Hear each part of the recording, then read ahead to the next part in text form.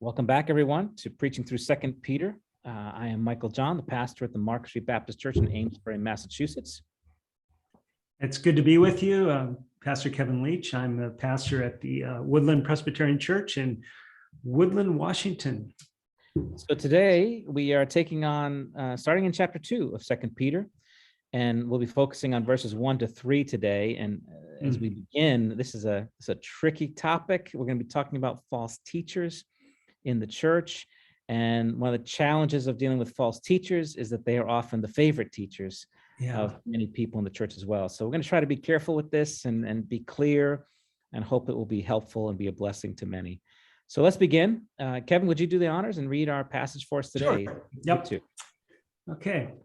The false prophets also arose among the people, just as there will be false teachers among you, who will secretly bring in destructive heresies, even denying the master who bought them, bringing upon themselves swift destruction. And many will follow their sensuality, and because of them, the way of truth will be blasphemed. And in their greed, they will exploit you with false words. Their condemnation from long ago is not idle, and their destruction is not asleep. So he begins the passage with this phrase, but false prophets also arose among the people. How did you break that down? What is he talking about there, among the people? Among what people is he talking about? Yeah, it's interesting. I was in a couple commentaries I was looking at preparing for this this week. Two of the commentaries brought out the chiastic formation of this section, which actually starts in chapter 1, verse 16. And it was interesting because in verse 16 through 18, it's talking about the New Testament apostles, where Peter's talking about he and James and John, the Mount of Transfiguration. And then in verses 19, it talks about the Old Testament prophets. Mm-hmm. So, and then you go into this next, into chapter 2, and you see that he's talking about the Old Testament false prophets. That's what he begins with. That's what you just asked about. Okay. And then it goes into the New Testament false teachers. Got it. So there's kind of that, it's called chiastic, but it's just showing a pattern there. Whether or not that's forced, I can see it there. I don't know that it's forced. It's just a reminder to me that these authors wrote in a specific way that the readers would understand. And so there's a pattern here. So the false prophets, to answer your question simply, false prophets are talking about the Old Testament prophets. Old Testament, at the time of the Old false Testament. Prophets, yeah. And you see passages referring to that, like in Deuteronomy, where Moses will warn the people. In fact, even God even says that I will send among you deceivers, in a sense, so that, to test you, to see if you really believe my word. But in the same way. In the same way, God also gives them instruction on how to tell. Exactly. Just like Peter's doing here. Yeah. So just as in the Old Testament, there were the true prophets of God, and there were also false prophets, frauds, especially in the time of Jeremiah and Ezekiel, you really see a lot of them there. So in the New Testament, you have those telling the truth, like the apostles, who were not bringing myths, but you also have false apostles, false teachers, who are trying to bring destructive lies. Now, I want to make a very important point for people is when we talk about false teachers, we have a particular group in mind here. We're not talking about someone who gets it wrong. There's false teachers. There are bad teachers who don't handle the word of God very well, who are careless in this, or maybe just immature or haven't learned enough yet. And they make mistakes. That's not what he's talking about here. But how would you just define for us what a false teacher is in this context here? Yeah, in this context, a false teacher is someone who knows exactly what they're doing, and they are godless. I think that you mentioned in our discussion beforehand, they're snakes. They're godless snakes who creep into the community. And even sprout out of the community, because he says here, you'll find them among you, but their intentions are to lead people astray. And so that's the difference, I think, between a false teacher and just a bad teacher. is that a bad teacher isn't necessarily looking to lead people astray. The false teachers are. Yeah. Yeah. There is they are enemies in the camp. There's a great, it's kind of, there's a sort of a parable I've heard of a little bird that was, fell out of his nest, and and it was a bitter cold day, and his parents had flown away, and he was just vulnerable and alone, and a bear comes by and sees the bird, and is just, feels so bad for this little bird, and needs to keep it warm, and does or maybe it was a cow. Maybe a cow would be better. A cow comes along, sees the little bird. It's like, how can I help him? And the only thing he knows to do is just to dump a load on this poor bird. And so this poor bird is covered, and the cow moves on. And then a fox comes along and sees the bird struggling among this pile of manure, and gently and carefully, nurturingly pulls the little birdie out and takes it down to the stream and washes it gently in the water and lays it out on the grass to be warmed by the sun. And then the bird is just relaxing and so comfortable. And then he eats him. Yeah. So the whole point is that not everyone who craps on you is your enemy, and not everyone who cleans you up is your friend. Sounds like an Aesop's fable. But that's so much of this is like there are what we are told are wolves. Yeah. In the church, and people who have their own selfish agendas and are bringing in destruction and really hurting the church. They're enemies of the church, and they are occupying pulpits. Yeah. When I read this, the first time you come across this, it's shocking.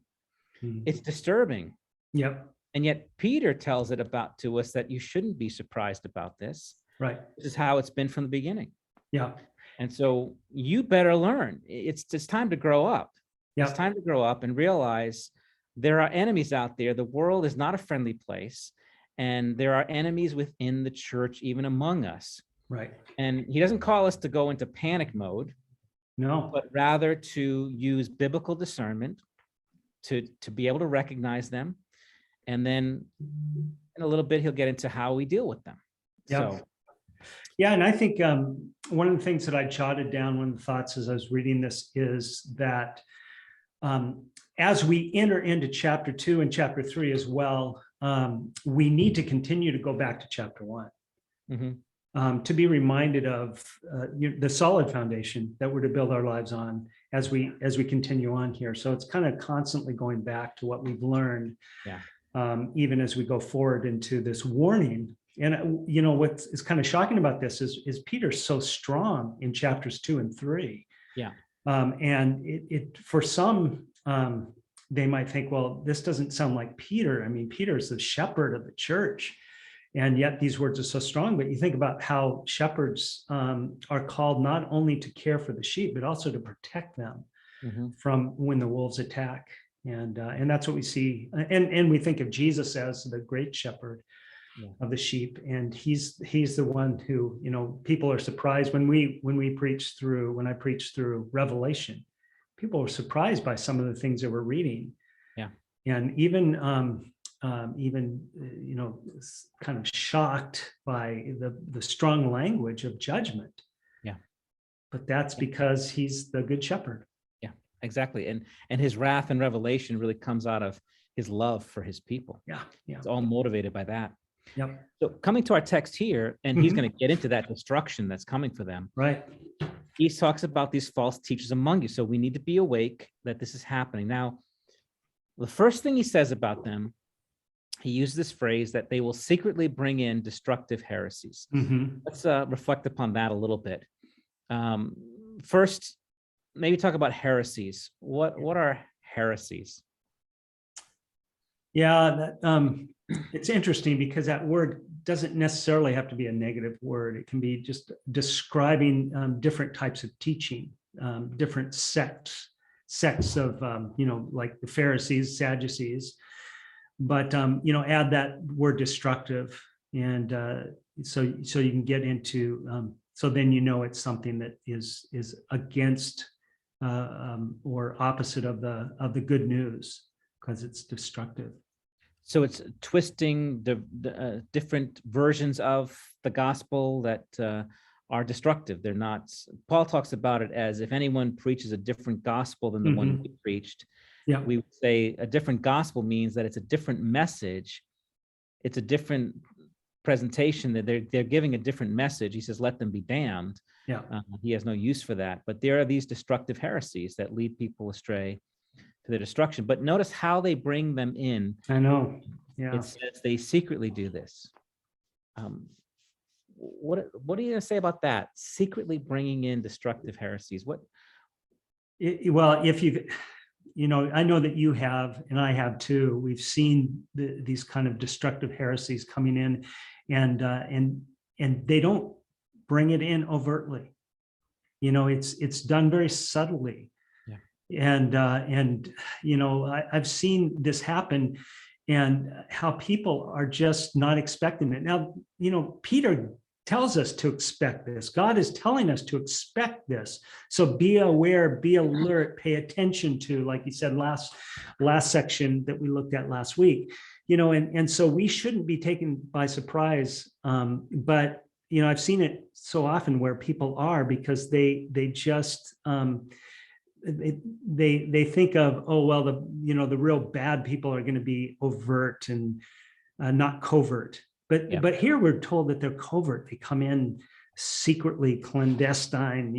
They're teaching, and you've seen this where people will come in and they'll start I don't know, whatever, Bible study or something, and then all of a sudden you begin to see, as they get these followers in their class, how the people who follow them just are so enamored with them. They may be fine speakers and fine teachers, but they begin to twist the scriptures. Yeah, they don't come announcing. They're not like elephants in the field and horses. They come as serpents sneaking in. And the devil, when he comes to Eve, does not announce himself as, I'm a fallen angel in rebellion against God, and I hate him, and I want you to join my rebellion.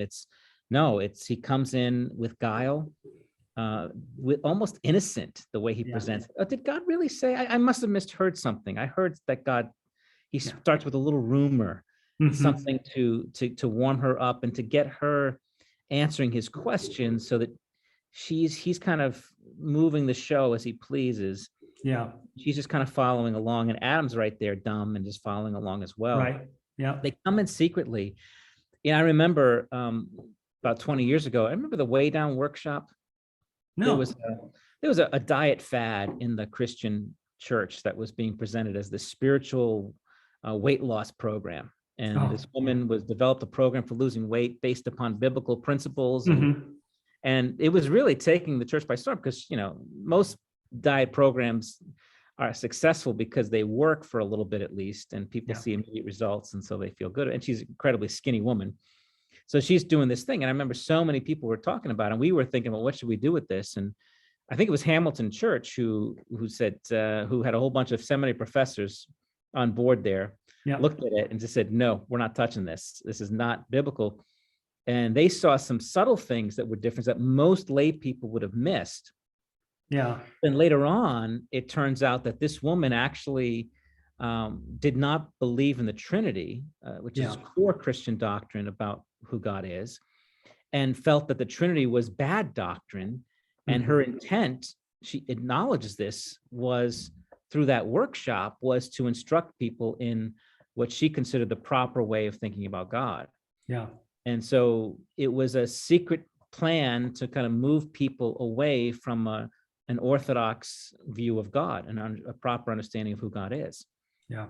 I kind of have a similar reaction to like when the Shack was such a big deal.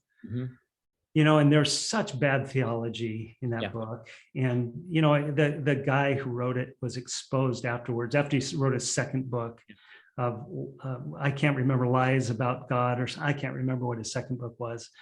But so many people were just enamored with this book and this teaching because, quite frankly, I don't think it was even a well-written fictional book. But so many people were drawn by the stories, and and then introduced teaching that was really anti-church, actually, and things about Trinity and all that. And I mean, I remember having arguments with people in the church who just thought this was the best thing, since sliced bread. Yeah. And I same thing. I never read the book itself, but I know that was it was a compelling story, and it connected with people on an emotional level. Mm-hmm. Yeah. And there was a certain level of comfort and pleasure to it, and encouragement by it. And I understand that. Yeah. And I remember people saying, people who were solid people, pastors even, who just really, because it just so reinterpreted God the Father for them. So there was some benefit to it. Yeah, right. Later on, you begin to see that was not the point of this. It was, he manipulates people to a point where he then can kind of slip in the destructive teachings. And I remember Hank Hanegraaff, the Bible Answer Man, used to have a phrase, the skin of the truth stuffed with a lie. Oh, that's good. He would take that phrase, and it was like they'll use terms and language that seems right and is true, and they would promote truth, some truth. Yeah. But they're really as a vehicle to get what they want through, some heresy, some kind of a doctrine that is not in the scriptures. Yeah. Rob Bell is a perfect example of this. Yeah. He was all the buzz. He was so talented a communicator, and his whole Pneuma videos were so amazing and engaging. He was like just this profound guy, and he was really connecting with the young people. And then, but as a pastor, as a nerdy pastor, it's like you see these cool guys. I'm always wary, and I have a little red flag whenever I see a pastor or teacher really well dressed and manicured and and with perfect hair. A red flag goes up. Right there. I'm always careful. They're too slick. It's just too slick. Yeah, they're so well produced and well processed, and so you don't have to worry about that stuff. The two of us, but no, that's why you can trust us. Look at our hair. I tried on some skinny jeans. It just didn't work. So, but that's all, that slickness, that presentation, that production. Yeah. But then eventually you see Rob comes out and he reveals his hand, that he is a universalist, and he's really, his thinking is really much more new age. Yeah. If he had led with that, he would never become a pastor. They would have never accepted him. Yeah. But he leads with very vague spirituality and basic teachings on Christ. He sounds like a Christian gospel teacher, and he's so talented. He leads with that, and then later on, you begin to see the rest of it, and you realize, oh, we're dealing with someone who's into destructive heresies now. Yeah, okay. And I would even say, and even actually issue a warning: watch out for what the Mormon Church is doing right now, because they are using all the phrases and all the words that we use in the Christian church. They don't mean the same thing when they say it. Yeah. But they even reject the name Mormon now. They've changed, because they want to get into the Christian mainstream, and many Christians are allowing that. So we need to be really careful. Yeah, on my TV, on Samsung TV, they have the channel comes up immediately when I turn it on. It's To Dry Bar Comedy. All these comedians, these clean comedians, and it's run by the Mormons. Yeah, they're the ones that do that. I appreciate it. I like clean comedians. It's fun. Yeah. But yeah. So I want to get to the second part. Yeah. I think in this part here, he gives a simple phrase that I think I want to refer to this. I'll give you a German phrase here, Kevin, as the Pferdefuß. I don't know if you've heard this phrase before. No. One of my favorite phrases that my mom taught me. Oh, wait. I think you've told me about this before, but yes. Yeah. The Pferdefuß means the horse's feet. And the whole image is that when Paul says in 2 Corinthians 11 that when Satan appears, he comes as an angel of light. And so they'll often have pictures of the devil as an angel of light coming in robes and glorious, looking so holy and righteous. And then at the bottom of his robe, you see these little calves' feet, the little horse's feet sticking out, revealing that this is the devil you're seeing here, so that he leaves a little tell to help that God ordains to help you see what you're dealing with here. So when the devil comes, he comes on with a show, and he doesn't come as a picture of evil and as a monster. He comes as an angel of light, and you think that you're dealing with God, someone who is divine, someone who is so holy and religious and righteous. But he has a tell, and this is the fer de fus, that the devil's feet, if you know where to look, you can spot him pretty quickly. Yeah. The problem is most people are so enamored with the glory of his halo, they don't look at his feet. Yeah. We want to see what that is. And this phrase here, I want to zero in on when he says that those who are these false teachers are those denying the master who bought them. Yeah. And my first point, and then I'll let you reflect upon that, is that false teachers are not recognized by what they affirm, because they typically affirm all sorts of things that we agree with. They are recognized by what they deny, what they refuse to affirm, what they reject or simply ignore. And in this context, it's this phrase: they ignore, deny, reject the master who bought them. Yeah. So start us off with that one, Kevin. What's your take on that phrase? Well, isn't that really taking us back to the very beginning of the letter, this letter, right? When Peter talks about Christ and how he bought us through his blood, how we've been made righteous through his blood, and that's what we're to hold on to, right? And so he's really, this whole book is contrast. And that's what he's showing here, is a contrast between the apostolic true teaching of Christ compared to the false teaching that denies Christ. And so that's something that we need to look for and be keenly aware of, is that these false teachers will deny Christ and what he's done. Yeah, that's really what it comes down to. It's what Paul says when Paul says, "I resolve to know nothing among you except Jesus Christ and him crucified." And these false teachers are those who deny Jesus is the Christ and him crucified. Their objection is one or the other. So John, for example, in 1 John 4, this is one of my companion passages I'll be looking at Sunday, gives us the test. He says, test the spirits. Yeah. And he says, many false prophets have gone to the world. And verse 2, by this you know the Spirit of God. How do you know the Spirit of God? Every spirit that confesses that Jesus Christ has come in the flesh is from God. And every spirit that does not confess Jesus, that's the phrase, does not confess Jesus, is not from God. That's the spirit of the Antichrist, which you heard is coming into the world. And also in 1 John 2, he makes reference to the false teachers there. He says quite a bit about false teachers in his letter. He warns them about the Antichrists, and he says, who is the liar? Verse 22, but he who denies that Jesus is the Christ. Notice that, denies that Jesus is the Christ. That's the Antichrist. You deny the Son, you deny the Father. So denying that Jesus is the Christ and denying that he's come in the flesh. Now, and this is really key that we understand this, is not just, it's not that they're going to be overtly saying, I don't believe in Jesus, because they will say Jesus a lot. You know, think of some of the false teachers in our day.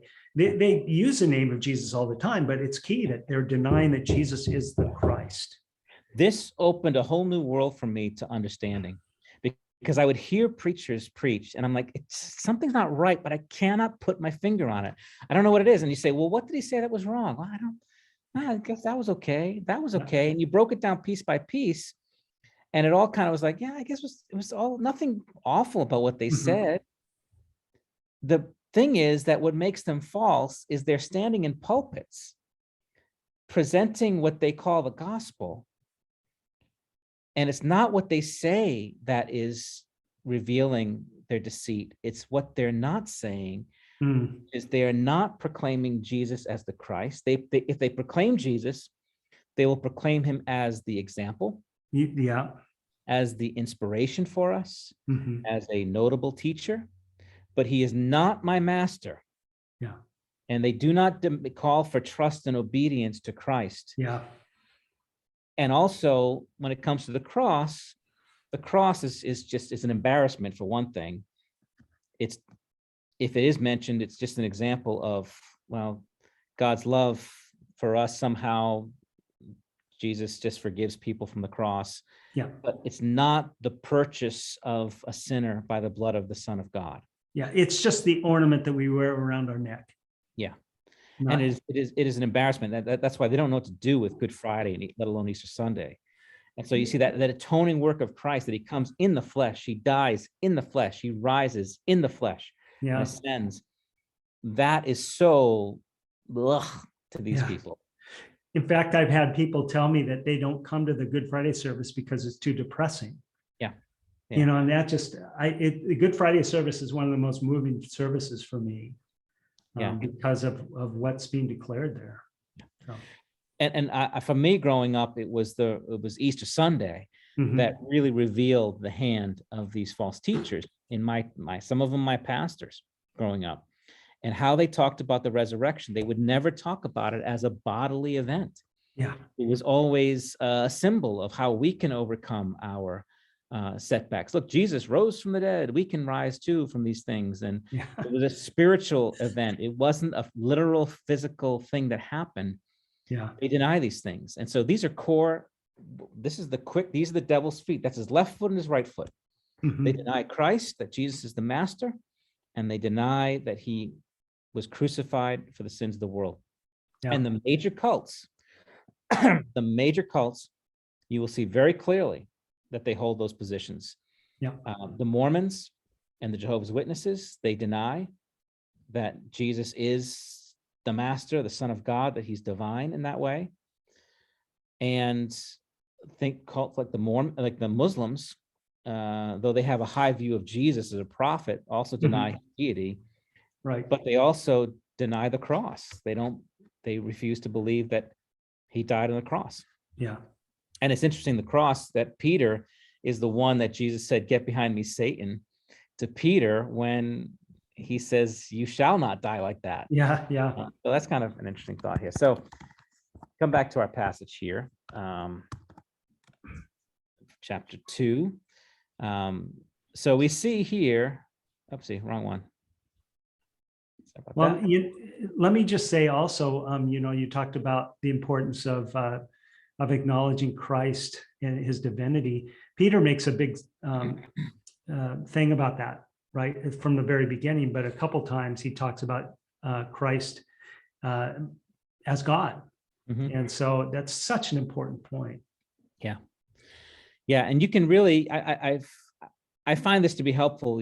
If you're going to be looking for a new church, and you try to figure out where the pastor stands on things, you're not going to find out by going to their website and looking at their statement of faith, because they'll have all sorts of statements of faith up there and it'll look good, but they don't follow it. They don't believe it.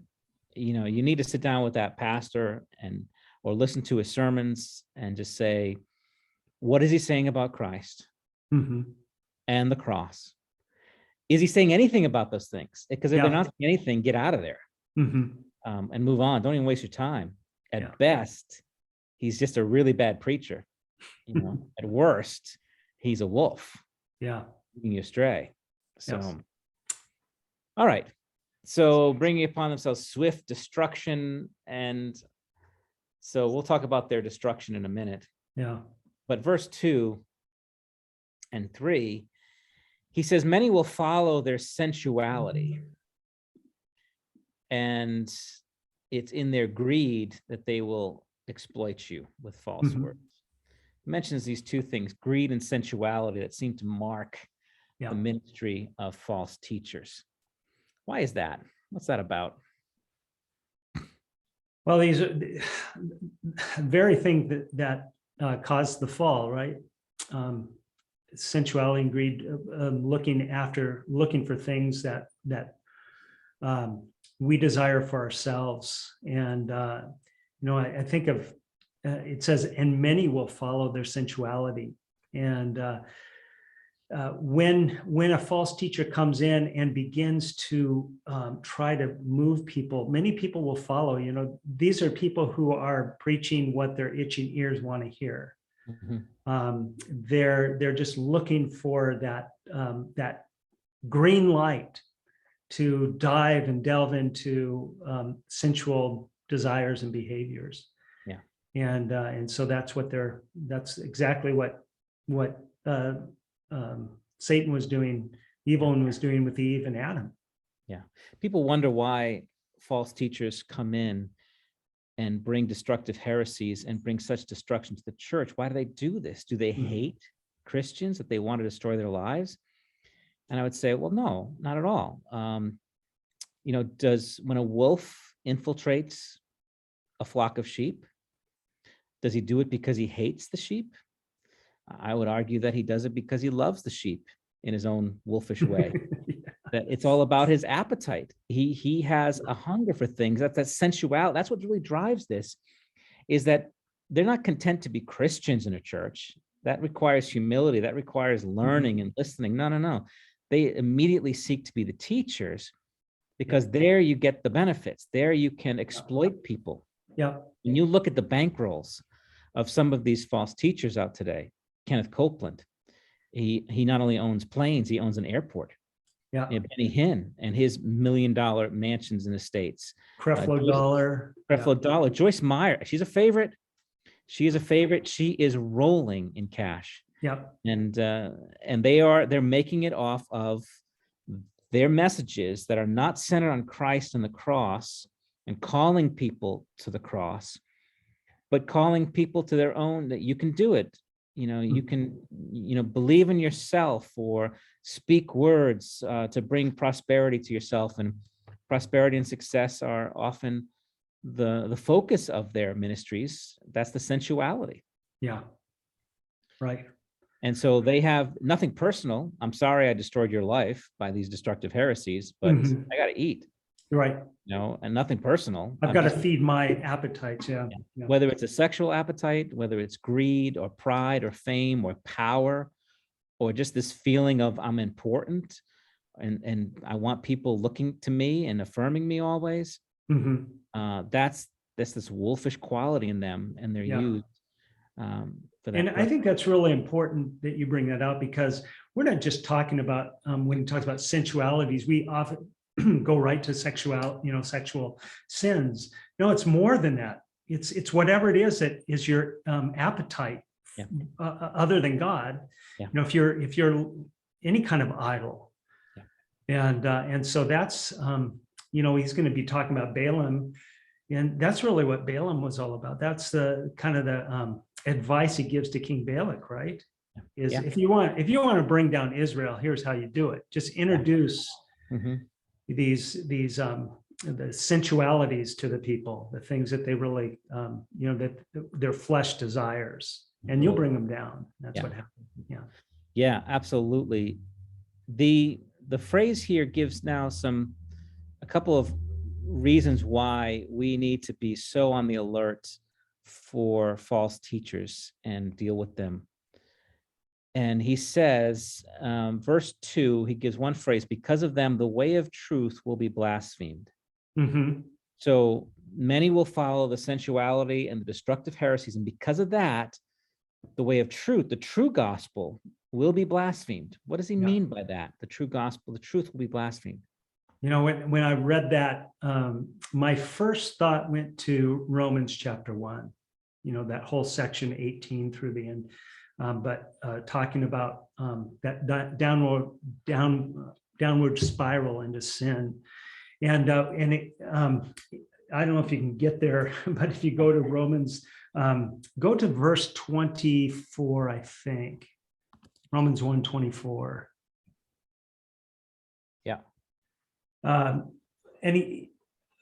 Actually 28 through the end. I mean, this is what I think it's looking, what he's getting to. And so he says, and since they did not see fit to acknowledge God, God gave them up to debased mind to do what they ought not to be done. They were filled with all manners of unrighteousness, evil, covetousness, malice. They're full of envy, murder, strife, deceit, malice, gossip, slanderers, haters of God, insolent, haughty, boastful, inventors of evil, disobedient to parents, and so on. But then he says, though they know God's righteous decree that they who practice such things deserve to die. They not only do them, but give approval to those who practice them. This, to me, is the definition of the false teacher, especially verse 32. That's what they're doing. They know the way of righteousness. They know the way of truth, but they not only do not follow that way, but they want to bring others along with them. Interesting. And that's what at the beginning of verse 2, it says, many will follow. Yeah. There again, there's a warning. So be really careful of those false teachers who get a following. Yeah. And we can see that in our day. There's many false teachers have a great following, and people say, well, they must be good. Yeah. And they have to have a following because it's the following that affirms them. There's no peace for the wicked. Yeah. And so when they're teaching destructive heresies, there is no peace for them. And there's no approval, there's no pleasure from God. And so they have to seek it from men. And so they have to gather the followings to affirm them so that they can always have point to, I'm on the right path, or that this affirms me, the fact, and you'll see them, they will constantly boast about their numbers, of how many are coming, and their book sales and all these things. Clearly, they are doing the Lord's work because I have such a following. Because they're being blessed. Yeah. Yes. So, and the truth will be blasphemed. That is one of the reasons. I have a theory here that the reason for all the scandals in the church, from the priest abuse scandals to the Crusades, to all these, all the things that make the world look at us and laugh and scorn, all those horrible things. The reason the truth is being blasphemed is because at the heart of it are false teachers and those who approve of them and follow them, whether unwittingly or not. That we have enemies in the camp, that if you have true teachers, you will not have that level of scandals, because you're going to have true teachers who are going to fall into sin and weakness. And what do they typically do? They humble themselves, they apologize, they remove themselves from the ministry for the sake of the church. It's the false teachers who, what do? They start another church. They fight against any kind of authority that tells them, you need to repent, and tries to restore. There's a restorative process, but they reject it. They refuse it. I've seen it over and over again. Jim Baker and Jimmy Swaggart are two case in point. They're like roaches. They won't go away. So they're fully exposed for these sex scandals and money scandals in the 80s, serving prison time even. Then coming out and just picking up a different angle, a different kind of ministry, and picking up where they left off and just right back at it. And the whole phrase is, well, we're all about forgiveness and redemption. So that's perfect anyway. And so made a little mistake. These are typical signs some of these guys have. These false teachers among you. Be careful of them. And even when they're exposed, they're so brazen, they come right back at it. And without apology, and just move on to the next scene. It's despicable, and we need to be alert to them, because the problem is not that they're there. The problem is that we follow them. That's the problem. You're not going to get rid of them. Right. They're going to be there. That's what we're being told here. This is a warning. They're like the sirens in Greek mythology. Those exactly. I was going to say that earlier. Right. Odyssey. Exactly. You don't. The problem is not that they're calling out to you. The problem is that you're listening to them and going and crashing your boat on the rocks. They can't do anything to you. They can't swim out to you. They can't board your ship. All they can do is lure you to the rocks where you're destroyed. And that's the problem. So when we get into that, we need to be tied to the rock of Christ, right? There you go. Nice analogy. Good. Love it. So they also will exploit you with their false words. This text really brings home this thought of they're condemned and their destruction is coming. He ends with that. Their destruction is not asleep, and they will bring upon themselves swift destruction. So on the one hand, that's a good news for us, because it's not our job to go and destroy these people. We don't have to do the Spanish Inquisition. and search for them and find their heresies and burn them at the stake and rid them from this earth. That won't stop it anyway. You can evaporate all the false teachers right now, and you will have people filling their pulpits within 10 minutes. They'll have their replacements in order. Yeah. There's no end to them. So the Lord will bring them to an end in swift destruction. He'll take care of it. Right. So then my question as we close is, for us with application, is what's your advice to your congregation? How do we deal then with false teachers? What's our duty in regard to them? Yeah, I think, to pay attention to what Peter's telling us, what God is telling us in this passage is that we should expect this, that it shouldn't take us by surprise that these false teachers will rise up in our midst. And therefore we should know their MO, because he gives it to us right here.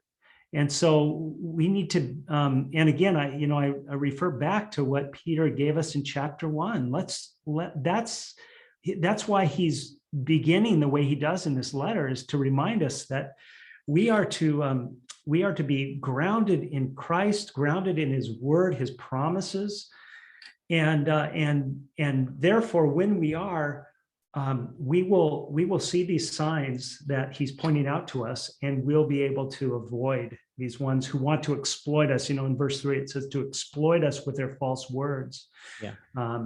And they will exploit. I mean, their greed will exploit you. Think of, I've just seen a number of people who fall into the clutches of these false teachers, and they are just ready to give over all kinds of, money, certainly, but other things as well. And but we shouldn't let that happen. Yeah, that's a great word. I would say similarly too. It's, what John says is, number one, we test the spirits, that we're not naive, that we're testing it. Don't just believe things because the person is an author, a pastor, famous, has a following, he's on TV or on the radio. That we test what they're saying. That does it really line up? We know we're commanded to do that. That is not optional for us. We have to discern. So we test it. And then I would add to that Ephesians 5, where he says, have nothing to do with the fruitless deeds of darkness, but rather expose them. So there, as we're able, in whatever capacity that we might have, to expose the darkness, to let people see the truth about these people, and not to cover for them. And one of the dangers that you see is that you see someone in a powerful ministry. I'll take, for example, Ravi Zacharias. Yeah. Who I loved his ministry, loved it. And I know his people on his staff loved him, were devoted to him. And I think that's why he got away with it, because they did not want to bring the ministry down by exposing what their founder was doing, because that would destroy the work. And so you feel like our first obligation is to the truth, not to whether the consequences of that. We really have to be about the truth and bring to light these things. And so again, coming back to where we began, these are our favorite teachers out there. False teachers. They're our favorites. They're most popular. Yeah. They're incredibly talented communicators. And we have to be on the alert and call it out. And not be afraid. Yeah. So, just to follow up on that, verse 2, where it talks about many will follow them. One of the words I had in there is that these false teachers have groupies. Yeah. When you start to either yourself talk about someone in such high honor, and to the point where you're talking about them more than you are Christ. I think that's what Paul's getting at in 1 Corinthians chapter 1, where he's talking about, or maybe chapter 2, where he's talking about, some follow Paul, some follow Apollos, some follow Cephas, others Christ. And, is there division in Christ? He says, it should always be Christ. And when you hear of someone being spoken of, giving them higher regard than they do of Christ, that's a problem. It's a good word. And just one last word too with that is, I think good advice for people is have many mentors, not just one, but have several godly men and women speaking truth into your life so that you can discern to help you, because that's a protective. When you get tied to just the false teachers, don't like that kind of competition. They want your full attention. Right. That's But when good. we have others who are wise, that will keep us from errors too, because some of my favorite teachers who are good teachers, I find that because I have other teachers speaking to me, I find that I disagree with them occasionally. And I Yeah. think it's a very healthy thing for us to be that way and not to be tied to one. And I think it's what Jesus means when he says, do not call any man father. Mhm. Don't call anyone teacher. You have one teacher, the Christ. You have one Father in heaven. He's the one, and the Christ and the Father are the ones who demand our full attention and focus. Yeah, For us, I will even, tell my congregation from time to time, if you see I'm teaching or saying something that is contrary, bring it up to me. Yeah. I want to know. I want to be held accountable too. And Yeah. and it's not hard for me to humble myself and say, so there have been times where I've come back, the next week and said, I said this last week, and I just realized that was not the right thing. Yeah, that's great. All right, very good. Thank you. Okay. That was a great discussion. Looking forward to the rest of this chapter, Yep. and we'll see you next time. Okay.